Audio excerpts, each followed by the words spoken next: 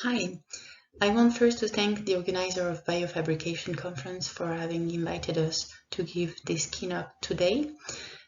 So I will be speaking of an approach that we are following in the team for the last 3 years, and this approach concerns the dynamic maturation of large 3D tissue that are bioprinted and how we can induce better vascularization or maturation of this tissue.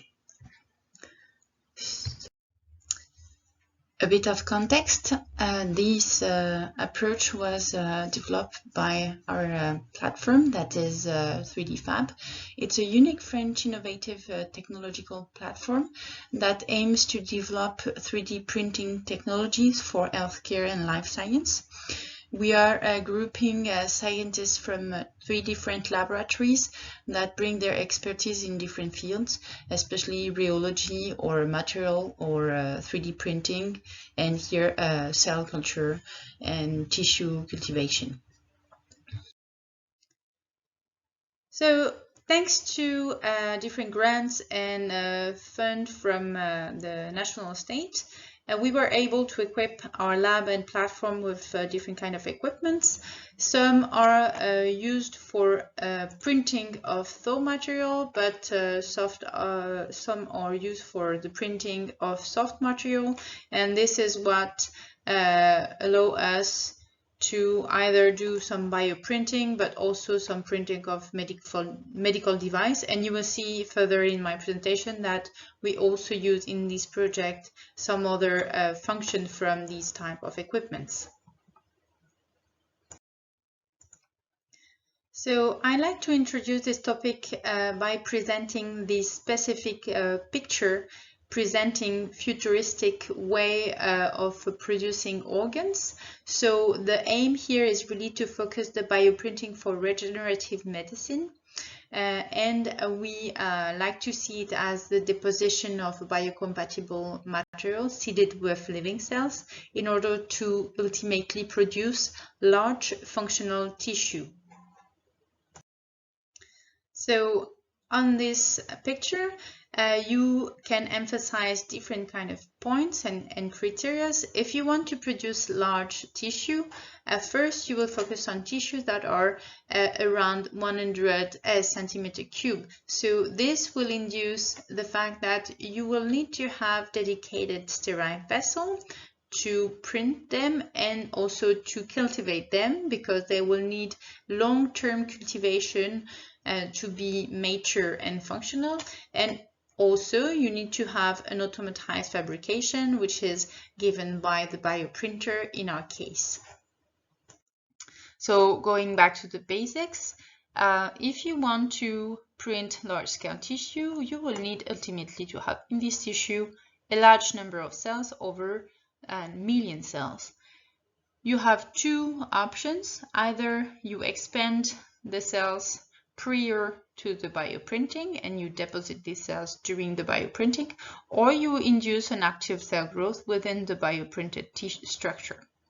Then the second step is to bring feeding to your tissue and to your cells. So you need to master local cell feeding and oxygenation in your tissue, but also the aim is to induce tissue neovascularization, because you want to feed these cells with oxygen and appropriate amount of nutrients.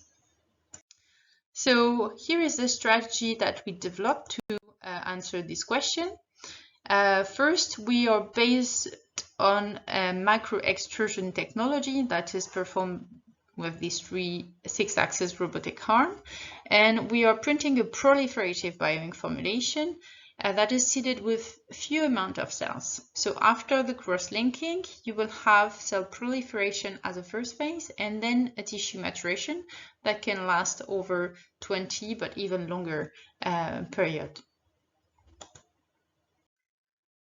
Then we'll have two different phases. The first phase is a bioprinting condition screening that is done for us at small scale. This small scale is already for us at least 1 centimeter square size, and the tissues are cultivated in non-regulated culture, static condition, meaning in an incubator. As soon as you go with larger scale, so something like centimeter cube volume up to over 100 centimeter cube volume, you will need to implement a dynamic regulated culture, and this is what I call bioprocess. So why is that? Because there is actually no existing tool for cultivation and maturation of large tissues, and as you can see here, with already 10 centimeter cube, you're much bigger than a standard cell cultivation vessel. So that's why we developed a bioprocess approach, which aimed to ultimately master the cellular environment. And here we will induce tissue maturation thanks to improved self-feeding and neovascularization, because we will have a dynamic maturation. So how we managed to do that? We developed a tool where we have perfused chambers that are designed on CAO and 3D printed with different kind of shape depending on the tissue you are focusing on. Associated with these vessels, we'll have a small scale regulated feeding vessel. So regulated means that we have a controlled pH, temperature, and oxygen supply inside this vessel, and this liquid will then perfuse inside the cultivation chamber. We can obviously control the feeding rate of this perfused nutritive fluid. And on the top of that, we also wanted to develop specific analytics because of the size of the tissue we are printing. Actually, there is actually no analytics that are able to handle these kind of tissue, and we wanted to monitor the growth and the maturation profile of these kind of printed structures. So this is how it looks like ultimately. We have different kind of elements that were assembled from commercial systems to be able to build a new bioreactor and bioprocess technology specifically for a bioprinted tissue. So for example, we had to adapt the controller to small scale cubes, so small scale regulation vessel, and we had also to assemble different parts to be able to regulate properly our nutritive liquid. So first, we worked on the development of 3D printed culture chamber by screening biocompatible, sterilizable, and printable materials to be able to print the 3D shape we wanted for these culture chambers. We had to work on different kind of printing tools, improving step by step the shapes and the compatibility of these vessels with a long-term cultivation with a fluidic system going in and out. The fact that we can print this kind of vessel is really helpful because we have here the possibility to really control the path of the flow inside the tissue. The first thing is that you can design where are the inlet and outlet, and added with a numerical simulation of the fluid dynamics, you can define what are the flow path and also the speed of this nutrient flow. Though this work was done in collaboration with collaborators in Nancy in France, and they were designing different kind of vessels for us. So this is how you can really master the control, the fluidic system inside the tissue. As you can see, this was also the result of an improvement. We started with an object containing one inlet and one outlet, and you can see definitely that it was heterogeneous, and providing different inlet and outlet, we are now able to create some homogeneous system, but also highly heterogeneous system or in between. So on the side of the chamber, we also had to work on the regulation inside the regulation vessel to provide appropriate conditions for cell culture. As you can see here, working with standard regulation parameters that are commonly used for cell cultivation process in pharmaceutical company, you reach like high oscillation of the parameters that are not suitable for a proper maturation and growth of your tissues. So we had to work on these parameters, and we are now able to maintain very standard and very precise condition inside our cultivation chambers. And on the top of that, as I told you before, we developed some analytical tools, and the goal was to really focus on the non-destructive analytical tools because we wanted to follow the maturation over long cultivation period. So these are two examples. On the left side, you have MRI, which is commonly an imaging technique used for in vivo analysis of patients. Here we exploited it to monitor the internal structure of our tissue evolution. As you can see on the top, you have an example of post-printing and some different cultivation conditions that give different internal structure and secretion, for example, of extracellular matrix inside the tissue. And on the right side, you have an example of metabolism monitoring that is done here by Raman spectroscopy. So this is a transfer of the technology that is also commonly used in standard cell cultivation process, but here we had to adapt it to tissue cultivation. So few examples of application. So we validate this approach on different topics. The first one was to observe an impact on the extracellular matrix secretion by dermis fibroblasts. So these ones were cultivated in a heterogeneous system with a single inlet and outlet, and this one was specifically not regulated, so without the regulation curve.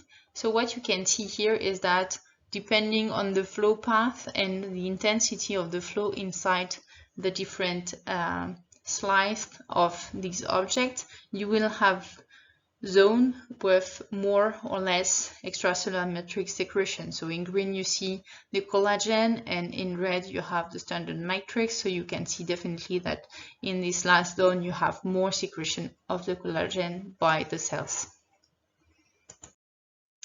Another example is how it can affect and how it can improve the vascularization inside the tissue. So this is also on the same work.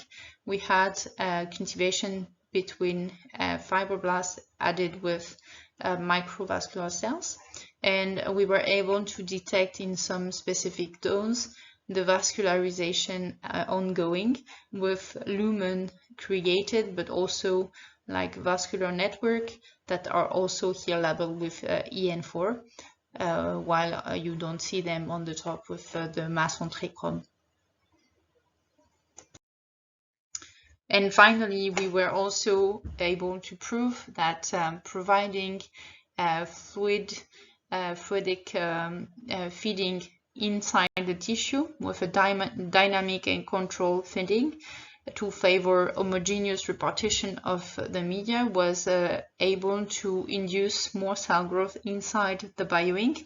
So this is just an example where we were cultivating side by side tissue inside incubator for static cultivation and a tissue inside a perfused system, and you can see here that you have more development of cells inside the bioink filaments, while on the other side you have only development on the surface, so meaning at the interface between the bioink and the liquid medium. So in the end we have developed a system that will help us to determine how the tissue can evolve and how to grow them in large scale. So what are the upcoming work that we want to perform with these already in place setup. First, obviously, we will now switch to studying the impact and benefits of this bioprocess approach on tissue maturation. The most easy to understand is, for example, monitoring and managing a clear hypoxia cultivation condition for the functionalization of bones and cartilage tissue, for example.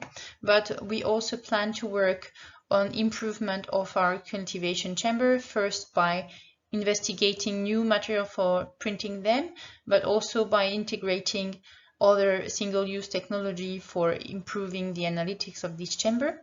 And for that, we are supported by a new lab that we created recently in a collaboration with Sartorius Stedim that will provide us different kind of equipment that are common bioreactors used in pharma companies that will be implemented on our topics.